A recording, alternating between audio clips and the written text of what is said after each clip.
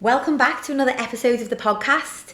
A short and sweet episode today, ladies. I'm going to talk through how to best systemise your health and fitness. First of all, for optimal results. Second of all, just to remove overwhelm, which I think a lot of us struggle with. The thought of adding in another system to our already very busy schedule and very busy days instantly puts us off, because it's like, well, I don't have time to build in systems to my day. Like, time is a thing I struggle with. But I want you to consider how we have a system in place for our kids' bedtime, most of us, bath, bed, routine, all the rest of it.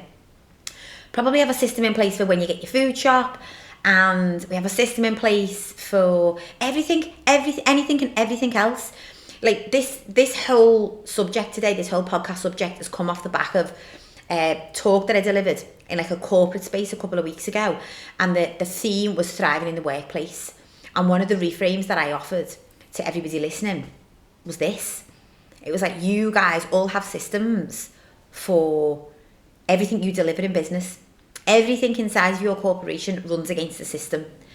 And that's how you track, that's how you evolve, that's how you grow, that's how you reach your potential, reach your goals, even to set your goals. We just have to have systems in place for ourselves and stop winging it. And so, number one is systemising your energy. And I'm going to tell you the short story on this, because this goes beyond just systemising your workouts. How many times have I said the word systemise so far? I think I should stop saying that. It sounds like a bit of a tongue twister. This goes beyond just having a routine for when you're training. So, of course, I absolutely advocate that you have some sort of routine. You know when your training days are going to land in that diary. That you've normalised. Wednesday's a training day, whether I feel like it, whether I don't. I'm showing up, I'm training on a Wednesday because that's a training day, it's part of my routine. But we go one step beyond that when it comes to managing our energy. Short story, I was chatting with a woman who I know. We actually know each other really well, but we don't get to catch up that often. Anyway, we did a good couple of weeks back, and she's always picking my brain about, one thing and another, health and fitness wise. And she's in her 40s, she's never really got into the whole healthy lifestyle, but she's trying to make a start, and she started with a coach, with a PT, like in-person training, a good couple of months ago. And she was saying to me, like, I'm just not loving it, Nick. Like, I don't love it. I actually dread my sessions. I don't even enjoy them when I'm there and waiting for the endorphins to kick in. And she said, and I'm not seeing any results. Like, I'm having 2 sessions a week, sometimes 3, pain an arm and a leg, and I'm not loving it, but I don't know what to do. And I said, okay, so, asking her a couple of questions, as I do. In this industry, it's really important that we respect each other as coaches, because the coach in question, who is her PT, will have her own methods and way of doing things and one thing and another. So this is not anything about any other coaches or PTs, but I'm speaking to my friend, and I'm like, okay, so what time of day are you working out? What time are you having your PTs? First question I ask, because my second question was going to be, and when do you feel at your best? Like, when would you say is your best time to exercise? So straight away, she's like 1 o'clock on a Monday and 1 o'clock on a Thursday is when I have my PTs. Bear in mind, before we got onto this subject, we'd just been talking about how busy business is for her at the moment, going through a big period of growth. And she's like an integral part of this. So she's like, I'm just switched on from the second I wake up. So I was like, okay, so how does that work for you? Like the 1 o'clock? And she was like, well, it's just a nightmare, because I'm sitting there all morning just thinking about the fact that I've got to leave my work desk at a certain time to get to the PT.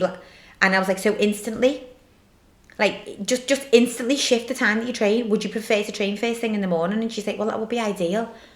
I said, so why are you not doing that? And she said, well, 1 o'clock's the time that you give me. And I said, well, this is where you've got to take ownership and put a system in place that works for you, because you're the one who wants the result here. And after all of these years, she's in her 40s. This time we've got to make it stick. It has to work for you.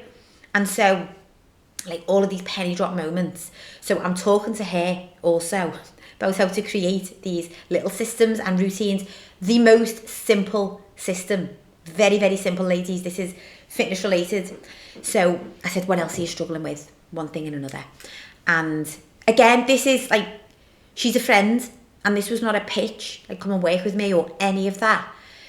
And I think it's funny when you're a coach and you have these conversations with your friends, and it's almost like they feel as though, is it okay if I become a client? Or is that like not a thing? Because you have some friends who absolutely you're the first person that they think of. And then you have other friends who it's like, they see you as a friend who's a coach, but not necessarily like, that would be a boundary. That would be like a weird turn in the relationship. Anyway, so she said she's really struggling with steps. And I said, why don't you just throw them on the end of your workout? Because she's got the time, but we're just using the time in the wrong time of the day. So I said to her, if you got into that gym, and let's say you have your session at 7 a.m, but you could get there at 6:30, and you could walk for 20 minutes before you start your session, then you've chipped away your steps. And then you get out at lunchtime still would encourage that you move away from your desk, but you just commit to 15 minutes instead of this hour trek that your PT is currently recommending that you get. So instantly she's like, oh my gosh, that would set me up for the day. I would feel amazing. And so it really dawned on me, ladies, that even the most obvious things like that, sometimes they're so obvious that we fail to see them. So I thought I'd pass that forward, because there will definitely be some of you training at a time that is not really optimal for you, and you will tell yourself that that's the only way around it. But I would encourage you, if you know technically that you can go to bed a little bit earlier and get up a little bit earlier, if you could just get it out the way first thing in the morning without having to question whether you should or whether you shouldn't, without any time to talk yourself out of it, I guarantee, well, first of all, it will maximise your energy for the whole rest of the day. It's a system that will just work. Other ways in which we have to manage our energy or systemise it. So I've spoken about this on another podcast episode, actually the episode that's coming out later this week. And I have now started to consider my menstrual cycle.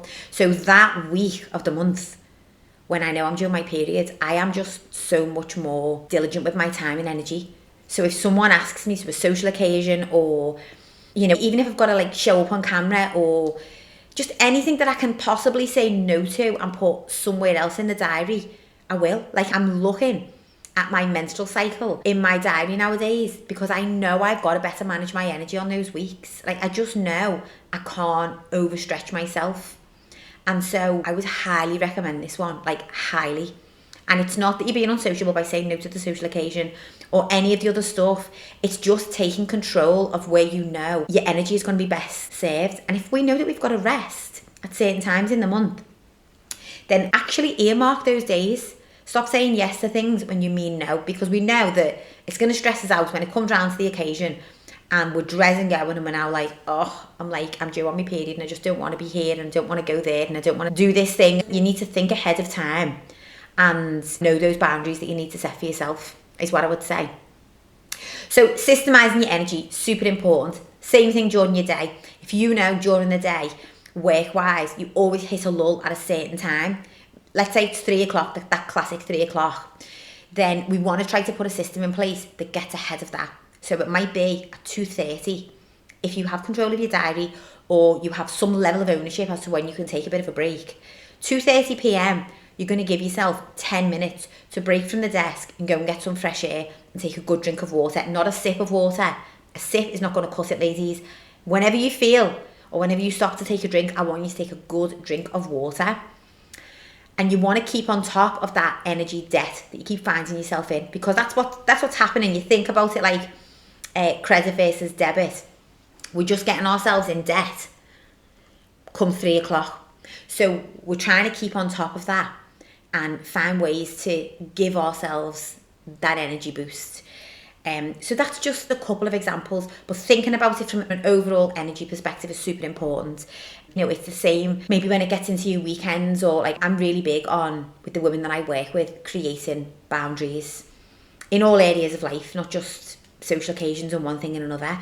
But what I find is really common trait in women is that we feel guilty for taking rest. So we just push ourselves to commit to everything, say yes to everything. We never truly allow ourselves to rest. And when we do, we feel guilty for it. So it's never really happening in the way that it should. Which brings me on to number 2, which is I want you to think about also systemising recovery. So what do I mean by this? First of all, your recovery is not something that you have to earn. It's not something that you get to have based on how hard you've worked. That's not how it works. Your recovery is something that is necessary. And so just like that example I've given around 3 o'clock, we want to build in some sort of system here, because it's not a reward. Rest is not a reward. It needs to be something that's plugged into every day. And if you've not yet listened to the previous episode, I'll put it in the show notes below, the one that I am referencing. And I spoke about the burnout feeling that a lot of women seem to experience every weekend, because we push so hard Monday to Friday. Then we expect our central nervous system to magically shut off because it's Saturday and Sunday. But that's not going to happen. Your central nervous system doesn't know what day of the week it is. It's not just going to flip a switch from fight or flight. You've got to build in systems on a daily basis that help you to better regulate. So that might be you follow a system for yourself, the way that your kids do, for bed of a night. And it can be the most simple systems, but what it does is it cues your body that it's time for rest and it's time for sleep. I've got a couple of things that I do, and it's nothing like bells and whistles, but we only have dim lights on of an evening, so we never have like an overhead bright light.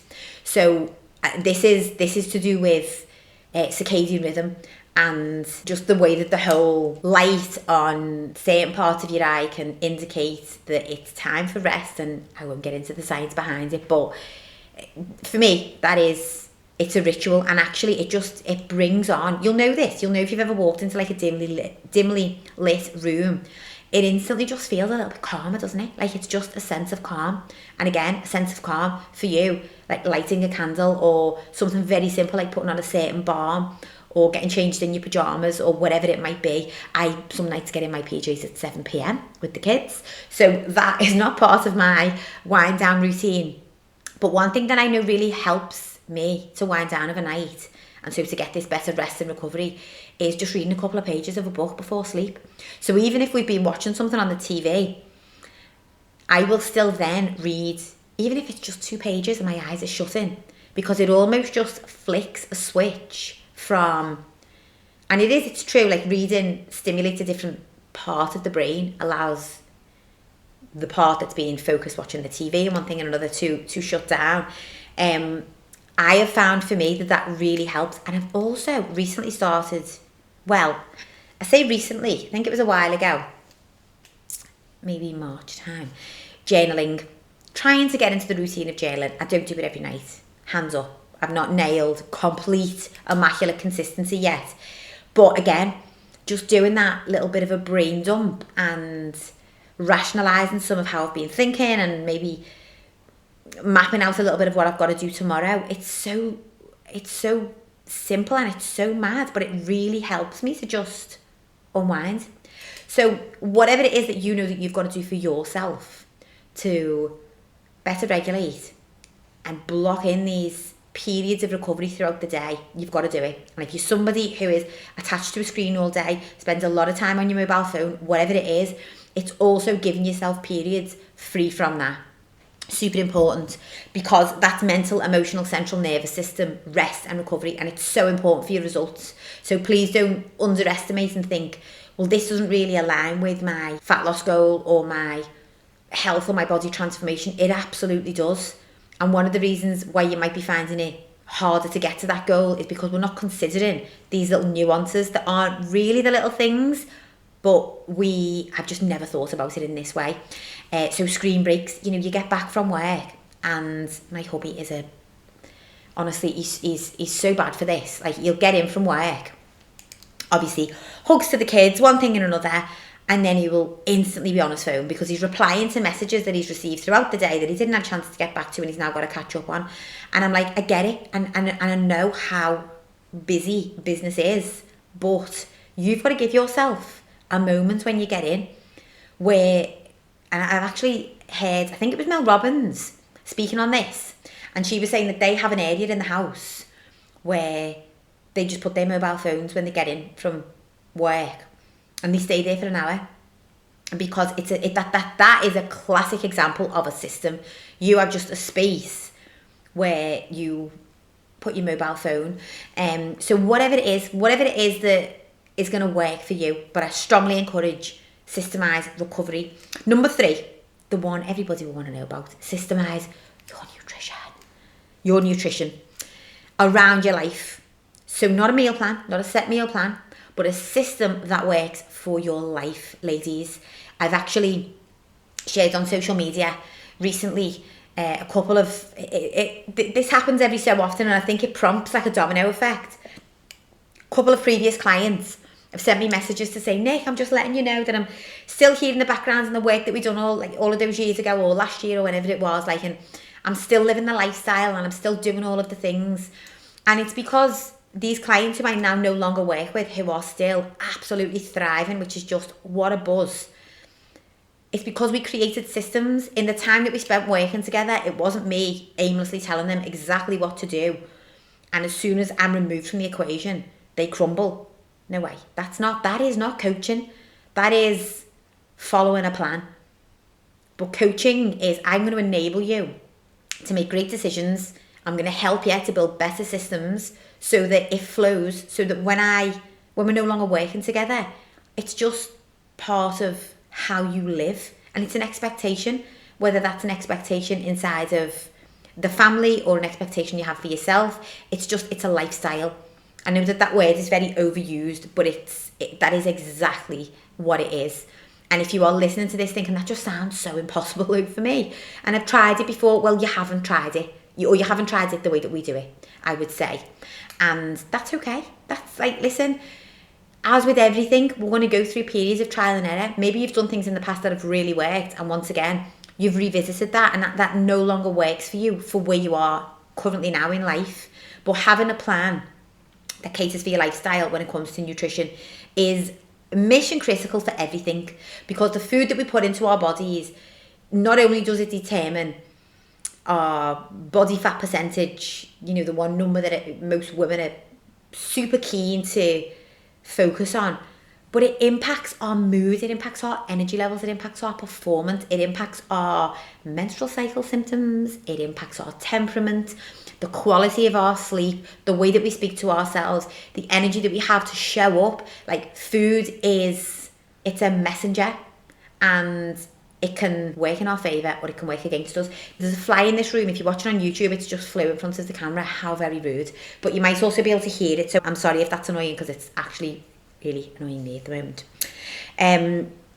But one of the things when it comes to nutrition, I've got to point this out, is the importance of having a system to remove decision overwhelm. So we're constantly making decisions all day, every day, even if it's just a decision to get out and get the walk, or finish this email, or who shall I reply to first, whatever the decision is. Time it comes to making our choices around meals, snacks, food, a lot of us, we are just going to default to what we know. Hence, creatures of habit, changing habits and behaviours. So one way to create a good system is just to have fallback meals. And even if you just start with five great fallback meals. So let's say you have 2 breakfast options, or 1 breakfast option, 2 lunch and 2 evening meals, and they are your core meals. And then maybe we change the protein source, maybe we change the carb source, but generally speaking, these are my 5 fallback meals. So most women eat the same or similar breakfast every single day. That's one decision made out of the way. Normally, you've decided on something that you actually enjoy now, so bingo. But then we're still winging lunch and dinner. And then we tell ourselves, but our husband makes the tea, or I've got to think about the kids, or honestly, all of that talk is going to keep you stuck. Build a system, follow the system, and then you can build out from there. But this in itself just massively reduces overwhelm and just that constant need to have to make better decisions. I've spoken inside of our community not so long ago about this willpower and discipline and everything else that we feel we lack whenever things aren't going great. And it's your willpower is spent by the time 6 p.m. comes. So you might have fantastic willpower, but it is spent. Time 6 o'clock comes, you're exhausted, having to battle against the chocolate or the can of Coke or whatever it is. And so by 6 o'clock, it's almost like the scales then tip in the complete opposite direction. So we don't want to be reliant on our willpower. We want to just have a system in place that allows us to eat well, move on to the next, and actually happy days, you're not even thinking about food as much because you're following a system. So it's just not really that big a deal as it was before. Number 4 is Systemise Accountability. This is also, I consider to be a biggie, because without the opportunity to reflect, which is one of the reasons why I've started to journal, and without that accountability, it really is hard to feel accomplished, to acknowledge the progress, and also to pick out the grey areas, to see where you might need to pivot or reroute, what's working, what's not working. Now, if you've got a coach, you're inside of a community, all that other good stuff, that's fantastic. You know, we're going to be keeping you accountable on a weekly basis, particularly if you're a one-to-one client. Sometimes it's a touch point daily. So that level of accountability is fantastic. But if you don't have that, find a friend, find someone in the workplace who you can just buddy up with and keep accountable with.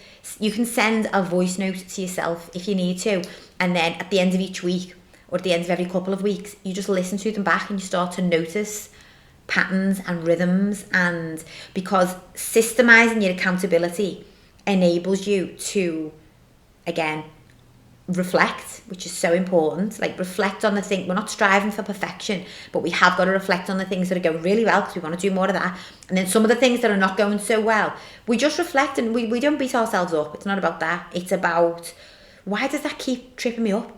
Why does that bite me in the bum? So the 3 o'clock lull example. Okay, you start to notice that the way I will with some clients. So we have accountability obviously in place as part of our coaching.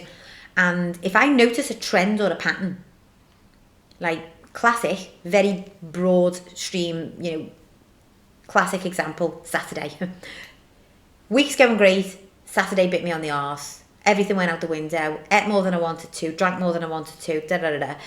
And so, but there you have it. If we didn't have a system in place for that accountability, we would never have got to the crux of that, because all you're focused on is how intensely you can nail Monday to Friday. So having a system in place for your accountability, and just choose one area to stay accountable. Don't overthink it. Don't view accountability as an opportunity to beat yourself up. It's not that. Like the women that I work with who have had the best results, bar none, have been the most accountable. Wind, rain, shine, whatever the expression is. And so whenever a new client comes in to Thriving Women, I will always say that. I'm like, be fully transparent, because I'm not here to cast judgment. Absolutely not. Do you think I'm perfect? Because I'm far from it. But what is not going to be helpful is only showing up when you feel you've got something good to report, and then allowing yourself to just hide under the rock when you feel as though you are struggling, or when you ate more or you drank more, or you feel like you've let yourself down, which is a classic. That's, I think we all relate to that feeling of just feeling like we could have done better, we should have done better, we need to do this. And accountability is not, it's not to pick on any of those fear-based feelings. It's just an opportunity to figure out what can we do differently. And at some point, the Saturday falling off the wagon, we need a system in place. Whether that is what we do on the Friday night, whether it's how we prep our food for the weekend, or maybe, something else in the week whereby we can allow Saturday to be a bit more flexible and you can enjoy it. So it doesn't feel every weekend like you're falling off again. It's a reframe. Is it falling off? Or is this the day when we just need to have a system in place that allows you to feel more at ease, more relaxed, without guilt, without feeling as though you're going against your better intentions? So it's all about having systems in place, ladies, and I cannot say it enough. When it comes to your health and fitness, that should be the top of the list.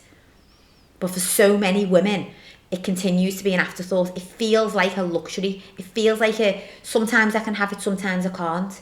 We've got to break that narrative, because it's an internal narrative. It's nobody else's responsibility to take care of our health and fitness except our own. So if any of this resonated, if you would like any more information on anything, or likewise, you know that you need more accountability, or you want to understand how to better systemise, you know that you can always drop me a message, ladies. You can reply to the email link below. And yeah, I'm hoping that this has set you up for the day ahead. Go and smash it. Have a strong, powerful, thriving day, and I will catch you all on the next episode.